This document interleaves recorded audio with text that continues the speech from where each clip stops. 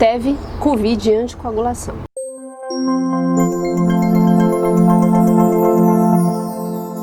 Bom, pessoal, dando continuidade então a esse assunto tão importante, né, nesse ano que foi eventos tromboembólicos, COVID e como proceder na anticoagulação, eu vou comentar um pouco mais nesse vídeo com vocês sobre o guia de manejo nesses pacientes, como a gente proceder então em 3 situações. 1, como anticoagular pleno.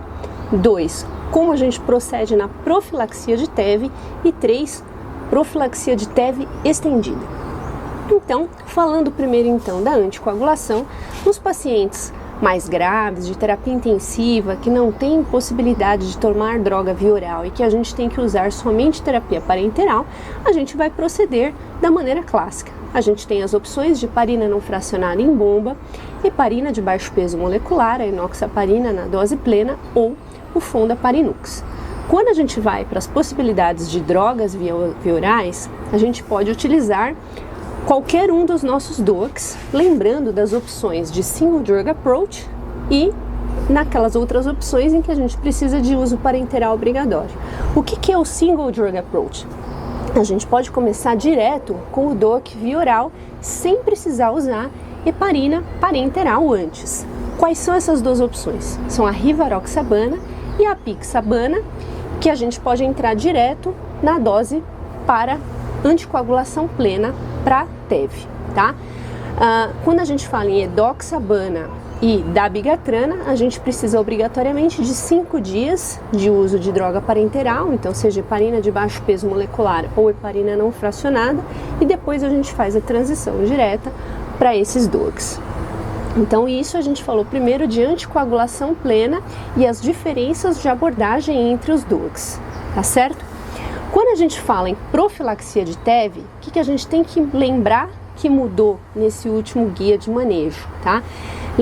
Mudou que a gente vai corrigir para clearance de creatinina, que a gente já fazia essa correção. Então, a dose clássica de profilaxia de TEV para enoxaparina, que a gente usa enoxaparina 40 mg uma vez ao dia subcutâneo. Para pacientes com clearance de creatinina menor do que 30, a gente vai corrigir para enoxaparina 20 mg subcutâneo uma vez ao dia. E a novidade é a correção para IMC.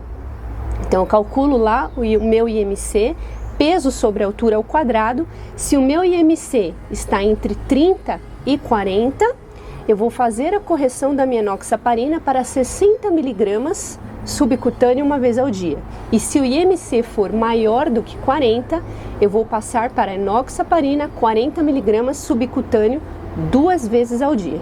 Então essa foi a novidade do momento, pessoal. Muito bem, profilaxia para TEV é isso.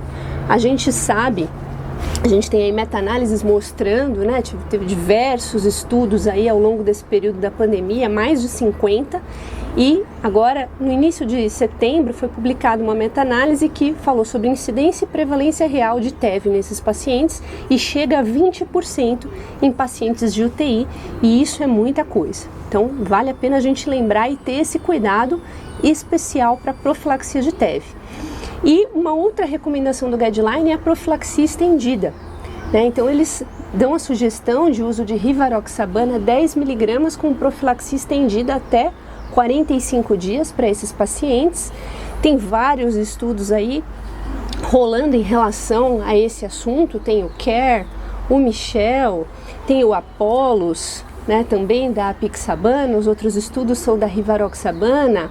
Em relação à anticoagulação plena, tem o ACTION em pacientes COVID com dedímero elevado. Então a gente vai ter aí muita novidade nos próximos meses em relação a esse assunto.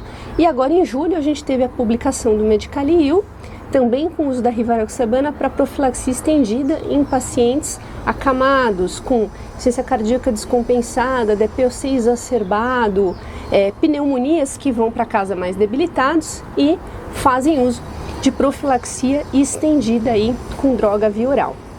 Então, outro assunto legal para a gente lembrar. E por último desse assunto, foi mais um estudo aí que saiu em relação à dabigatrana, que foi um estudo em relação a pacientes com disfunção hepática, né? Então, vale a pena a gente lembrar que alguns pacientes com disfunção hepática prévia também tiveram pior evolução com o COVID.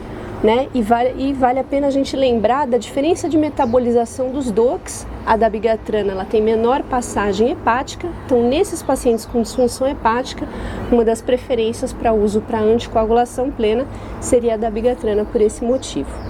Então, pessoal, é isso, acho que vale a pena vocês lerem o guia de manejo por completo. O guia é excelente, eu deixo para vocês a referência aí no resumo e deixo também a referência lá no blog para vocês lerem aí por completo, e vou deixar um resumo desses pontos principais aí para a gente relembrar, e nos próximos meses, conforme forem saindo esses trabalhos, eu vou contando para vocês.